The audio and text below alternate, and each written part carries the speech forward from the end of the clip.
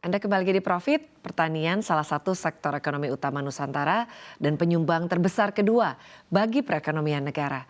Selama beberapa dekade terakhir, pertanian telah mengalami banyak kemajuan teknologi yang pesat. Salah satunya startup agritech Gokomodo merilis dua platform utama yakni Gokomodo e-Procurement dan Gokomodo Agri-Commerce. Kedua platform ini hadir sebagai perwujudan misi Gokomodo dalam memodernisasi agrikultur di Indonesia, sekaligus menciptakan ekosistem digital dalam menjawab tantangan industri agrikultur. Melalui platform e-procurement, Gokomodo berupaya mewujudkan transparansi dan kemudahan pada proses procurement di sektor agrikultur.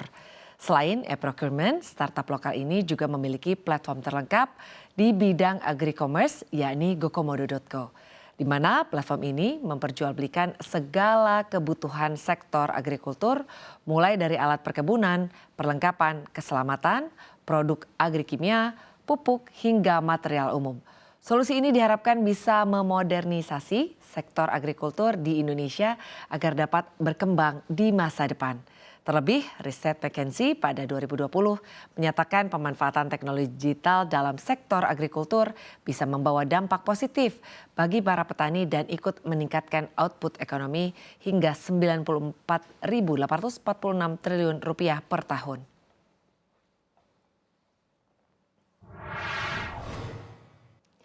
Ya, dan untuk membahas hal ini kita telah terhubung dengan CEO and Co-founder Gokomodo, Samuel Tirta Saputra. Selamat pagi Pak Samuel, bagaimana kabarnya? Pagi Mbak Sinta, baik kabarnya. Iya. Bu Sinta juga baik ya. Iya Pak. Ya Pak, mungkin bisa dijelaskan ini sebetulnya Gokomodo ini apa sih dan core dari bisnis Gokomodo itu sebetulnya apa ya Pak? Oke, jadi Gokomodo ini kita dirikan di tahun 2019 akhir ya. Kita sebenarnya adalah startup agritech yang fokusnya di bidang komoditas, terutama agriculture. Dan kita fokus pertamanya itu lebih ke perkebunan kelapa sawit.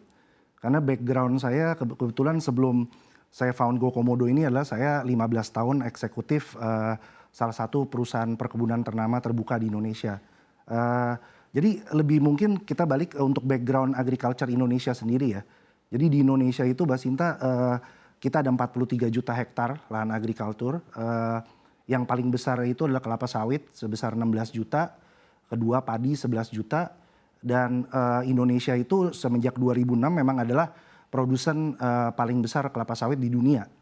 Tapi dengan luas lahan kita ini sebenarnya tapi dibandingkan dengan tetangga misalnya Malaysia ya. Itu produktivitas kita tuh masih jauh kalah di bawah mereka. Contohnya kalau kita ngomong crude palm oil ya, kelapa sawit di Malaysia itu mereka sekarang sudah bisa mencapai 3,9 ton per hektar, sedangkan di Indonesia kita baru 2,7 ton per hektar. Nah, reasonnya apa? Mungkin karena di Indonesia, contohnya di perkebunan sawit itu kita ada dua stakeholder, di mana ada perusahaan dan juga ada petani-petani smallholders yang mereka menjual TBS ke perusahaan-perusahaan ini. Dan mereka ini kesulitan untuk dari petani ini, mereka edukasinya masih lacking, mereka juga masih problem pengetahuan knowledge untuk proper farming practice seperti apa, dan juga yang ketiga itu mereka ada keterbatasan untuk kesulitan untuk mendapatkan akses produk karena mereka lokasinya di daerah pulau. Nah ini yang membawa mengapa produktivitas Indonesia secara overall turun, karena produktivitas petani itu rata-rata masih setengah di bawah perusahaan lah gitu. Nah jadi Gokomodo kita hadir, core business kita nomor satu adalah kita fokus kepada supply chain. Jadi untuk pengadaan produk-produk untuk mensupport operasional perkebunan ini. Gitu. Customer kita ada dua, satu adalah perusahaan, di mana untuk perusahaan kita membantu pembelian barang-barang agar lebih efisien dan juga lebih on time datang ke daerah mereka. Dan dengan itu kita harapin dengan digital platform ini kita juga bisa menjadi jembatan untuk buying power perusahaan ini agar kita dapat membantu petani-petani yang sebenarnya adalah tetangga-tetangga perusahaan ini. Jadi itu core business kita sih, Mbak Sinta.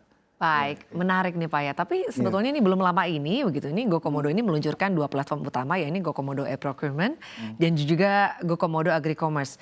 Sebetulnya apa yang melatar belakangi terciptanya ini dan juga sebetulnya tujuannya untuk apa Pak? Oke, jadi produk kita dua Mbak Sinta. Jadi untuk corporate, untuk perusahaan-perusahaan itu customer kita yang pertama itu kita mencoba untuk membantu mereka untuk dapat mendigitalisasi proses pembelian mereka. Produk itu semacam SaaS, jadi kita ngomong itu namanya software as a service. Nah untuk di agri-commerce sendiri itu lebih didesain untuk customer kita perkebunan-perkebunan kecil dan juga petani-petani ya. Itu konsepnya adalah dual approach. Jadi pertama adalah kita membuka jaringan distribusi network di daerah-daerah luar pulau di perkebunan. Dan kedua kita memakai platform ini untuk membantu distribusi barang itu. Sedangkan tujuan kita ya dua-duanya adalah untuk menggabungkan ini untuk mendapatkan supply chain efisiensi ya. Jadi agar operasional mereka lancar dan produktivitas mereka dapat improve ya. Baik, tapi Pak sebetulnya apa saja kelebihannya dan juga fungsi begitu dari masing-masing ini? Jadi untuk e-proc kita itu perusahaan dapat melakukan semua proses pembeliannya secara digital. Jadi mereka dapat menemukan vendor baru, mereka dapat menemukan produk baru dalam digital itu. Dalam produk digital kami, mereka juga dapat melakukan semua proses administrasi secara online. Jadi less paperwork ya, dan juga mereka dapat melakukan online tender seperti itu. Dan ini tujuannya adalah agar perusahaan-perusahaan besar ini dapat meningkatkan transparansi dan meningkatkan efisiensi dalam pembelian. Gitu. Nah, kita sekarang di corporate kita sudah ada 2.000 perusahaan yang ada di ekosistem corporate commerce kita. Dan sudah dipakai sebagian perusahaan perkebunan ternama dan yang besar itu sudah memakai platform kita. Untuk di agri-commerce yang saya sudah info sebelumnya, kita lebih untuk membangun jaringan distribusi ya. Caranya kita membangun jaringan distribusi ini, physical distribution network ini dengan di daerah yang belum terjangkau kita membuka distribusi point kita sendiri dengan menggunakan ekosistem perusahaan-perusahaan. Kedua, kita juga bermitra dengan toko-toko tani di area yang sudah banyak toko taninya. Dan kita juga bekerja sama dengan pemain-pemain lokal. Jadi contohnya pembeli TBS, contohnya grade A farmers di setiap daerah untuk menjadi mitra penjualan kita. Jadi kita juga mau membangun bisnis UMKM di daerah lah. That's one of our goal. Yeah.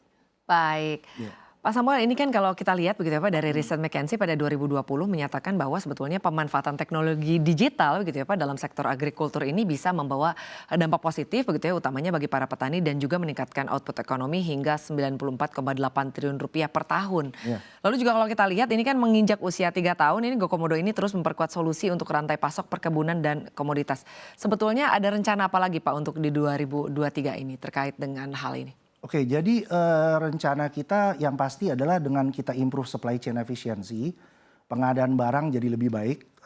Kita harap stakeholders kita dapat akses barang dengan lebih kompetitif dan juga on time ya, pengiriman dengan yang baik. Dan itu kami harap dapat meningkatkan produktivitas pastinya.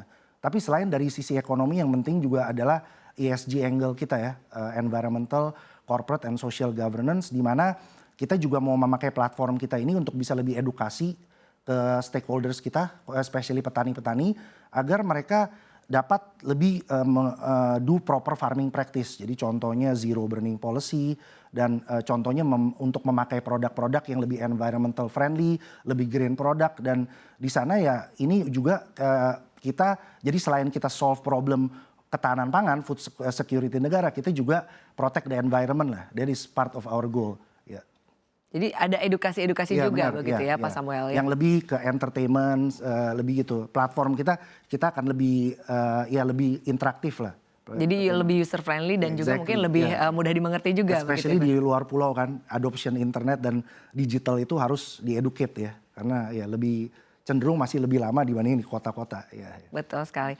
Ya Pak Samuel ini kalau kita lihat bulan September lalu GoComodo diketahui meraih pendapatan seri A begitu ya, pendanaan seri A senilai 26 juta dolar Amerika Serikat atau setara dengan 386,9 miliar rupiah begitu ya. Pak mungkin ini bisa dijelaskan sebetulnya aksi korporasi apa yang akan dilakukan dari dana segar tersebut? Oke, jadi dengan latest funding kita ini kita tetap akan fokus dengan core business kita, itu nomor satu. Jadi kita akan nomor satu kita akan mencoba untuk expand ke daerah-daerah lain. Sekarang kita sudah ada di 3-4 provinsi. Target kita tahun depan kalau bisa kita sampai 10 provinsi. Dan karena kita percaya dengan kita membangun distribusi networks di daerah-daerah ini akan lebih gampang juga untuk platform adoption kita, digital adoption. Karena menurut saya di agriculture ini yang paling penting adalah kita mesti ada dual approach ya. Jadi selain digitalnya kita jalankan, tapi juga untuk infrastrukturnya juga kita mesti bantu build gitu, in distribution network ya. Karena tanpa landasan foundation distribution network yang kuat, digital juga akan susah adopsinya ya. Jadi itu salah satu main core kita. Kedua pasti kita akan increase product lineup kita karena kita juga distribusi barang. Kita mau berikan lebih barang alternatif yang lebih baik ke consumer kita. Dan ketiga ya pasti improve sebagai digital company kita akan improve produk digital kita. Di mana yang tadi saya mention kita akan membuat digital produk kita lebih edukatif, lebih interaktif, lebih fun. Jadi yang salah satu juga anak-anak muda juga bisa lebih gampang make ya, maksudnya lebih tertarik lah untuk memakai ini. Ya, tujuannya ya untuk memajukan sektor agrikultur ini di Indonesia. Ya. Betul sekali Pak Samuel. Lalu tapi Pak Samuel sebetulnya untuk saat ini apa saja tantangan yang dihadapi oleh GoComodo begitu ya? Oke, tantangan pasti kita pertama adalah area ya, karena Indonesia perkebunan pertanian itu tersebar di area yang cukup luas dan juga ya pasti untuk SDM, untuk expand ke daerah-daerah, untuk mempunyai strong presence di setiap daerah itu adalah sebuah tantangan buat kita. Tapi untungnya kita ada ekosistem perusahaan-perusahaan yang juga sebagian adalah investor kami. Mereka sudah lama di setiap daerah itu dan mereka banyak membantu kita untuk membuka jalan ya. Untuk masuk ke setiap daerah dan memberikan benefit kepada daerah itu. Kedua, karena kita dealing lebih banyak ke area yang luar pulau. Jadi pasti logistik adalah challenging di situ. Di mana makanya untuk pengiriman barang, gimana kita bisa cara lebih efisien. Itu kita ada partnership juga dengan Ware6 ya. Mereka adalah mereka adalah the leading digital logistic company di Indonesia. Kita ada partnership dengan mereka dan mereka membantu kita untuk melakukan distribusi barang-barang in terms of the logistiknya. Dan yang ketiga adalah ya untuk edukasi petani ya, untuk memakai digital apps kita, mitra-mitra kita, toko tani. Ya itu adalah product improvement yang kita selalu lakukan untuk bisa mereka lebih adopt lah. Jadi make it simple, tapi it's very effective gitu, and not too complicated. Jadi artinya untuk selama ini rantai pasok dan juga distribusi dari komoditas ini boleh dibilang sudah mulai berjalan baik atau sebetulnya seperti apa Pak untuk saat ini kondisinya? Ya untuk saat ini kondisi kalau saya lihat di daerah-daerah itu masih di daerah-daerah yang sulit terjangkau ya, masih rada susah. Apalagi terakhir dengan adanya supply chain disruption yang terjadi dalam dunia ini, dalam 2 tahun terakhir ini kita menemukan banyak masalah di mana petani-petani sangat sulit ya untuk mendapatkan akses dan kebanyakan karena perusahaan lebih mempunyai koneksi yang lebih baik jadi barang-barangnya semua ke mereka dulu dan ini kita mau bantu juga agar kita bisa bantu petani juga nih jangan dikeduakan gitu ya. Ini lebih challenging sebetulnya. Ya, it's challenging but ya it's fun lah. We are there to solve the problem kan. Ya. Oke. Pak Samuel, tapi kalau menurut Anda bagaimana sebetulnya prospek bisnis agritech ke depannya begitu ya di tengah banyak sentimen negatif global begitu apalagi saat ini begitu ya ada ancaman resesi nih Pak Samuel. Ya. Kalau menurut saya sektor agriculture ini sektor sangat krusial ya apabila di negara kami. Apalagi kalau di resesi global ini kita ngomong about food security, ketahanan pangan. Jadi menurut saya industri ini akan selalu ada dan akan selalu present. Malah dengan resesi global salah satu yang kita mesti bantu negara ini adalah untuk meyakinkan bahwa pasok makanan ini yang merupakan basic necessity ini harus selalu terjaga gitu kan. Untuk kedepannya juga dalam resesi untuk edukasi ke petani-petani juga kita itu mesti improve karena menurut saya agritech ini di Indonesia masih starting point ya Mbak Sinta ya. Kalau kita lihat kita compare mungkin kayak di India contohnya ya. Mereka tuh udah ada banyak agritech company yang sudah unicorn. Sedangkan kalau di Indonesia ya kita one of the early players, kita masih tergolong muda ya. Dan Indonesia adalah salah satu negara agrikultur terbesar di dunia kan. Jadi ya saya rasa ini akan terus berkembang dan saya harapkan beberapa company yang sekarang fokus di agritech ini akan menjadi besar dan memberikan kontribusi kepada negara. Gitu. Baik. It's just starting. Oke. Pak, tapi sebagai negara agraris sebetulnya bagaimana pandangan Anda terkait misalnya kalau kita lihat keberlanjutan bisnis agritech ini ya begitu khususnya artinya di Indonesia akan seperti apa nih bisnis seperti misalnya dari GoComodo ke depannya begitu. Apakah memang akan terus berkembang artinya akan seperti apa? Ya bisnis GoComodo pasti kita akan berkembang. Kita fokus di core bisnis kita. Menurut saya setiap agritech company akan punya role masing-masing ya. Jadi di Kokomodo kita fokus lebih ke supply chain-nya, lebih ke ESG angle-nya. Nanti ada agritech juga yang fokus kepada lebih off-take ya untuk hasil pertaniannya. Ada yang jadi ada yang dari hulu dan hilir gitu. Menurut saya setiap agritech company harus fokus masing-masing, space-nya ada, opportunity-nya juga banyak. Dan menurut saya ya ini sangat diperlukan sih Mbak Sinta, karena di zaman sekarang ini ya untuk kita lebih dapat memajukan industri ini ya digital startup has to be there gitu untuk membantu. Ya. Oke, Pak Samuel, tapi kalau menurut pandangan Pak Samuel sendiri, dukungan dari pemerintah seperti apa yang diharapkan begitu ya Pak, untuk bisa mendukung industri logistik, komoditas dan juga agritech agar kedepannya bisa terus tumbuh dengan baik, artinya bisa terus tumbuh positif? Oke, menurut saya support pemerintah di beberapa tahun terakhir untuk industri startup itu sangat patut diacungkan jempol ya. Pemerintah sangat support dengan industri startup ini. Kita lihat banyak ya perusahaan yang juga sudah IPO. Dan menurut saya ini adalah environment yang bagus yang dibuild oleh pemerintah. Kita sebagai startup player sangat apresiasi juga. Dan kedepannya ya kami harapkan agritech ini, karena ini juga masih dalam starting point, kami berharap pemerintah dapat memberikan support yang full ya ke dalam industri ini. Dan karena menurut saya untuk Indonesia bisa mencapai food security yang terakhir pemerintah sedang galakan ya. Stakeholdersnya tuh pemerintah pertama, kita juga ada swasta dan juga ada petani, dan mungkin players seperti kita startup agritech ini kita berempat kalau kita kerjasama dan supportnya baik, dan ini dapat menurut saya menjadikan Indonesia, tujuan kita adalah menjadikan Indonesia the leading agriculture country in the world. Jadi artinya seberapa besar Pak optimisme agritech, artinya perkembangan agritech untuk di Indonesia sendiri? Oh, saya pasti optimis Mbak Sinta, karena marketnya sangat luas, kita memang dan stakeholdersnya ada, dan mereka memang memerlukan bantuan kita sekarang gitu. Jadi the market is there, so I'm very confident on it. Yeah. Artinya untuk bisnis dari agritech sendiri kedepannya akan terus berkembang khususnya di Indonesia begitu ya. Ya. Pasarnya ada begitu ya Pak. Oke. Baik, terima kasih Pak Samuel telah berdiskusi bersama kami Pak. Salam sehat dan sukses selalu untuk Anda. Terima kasih, thank you.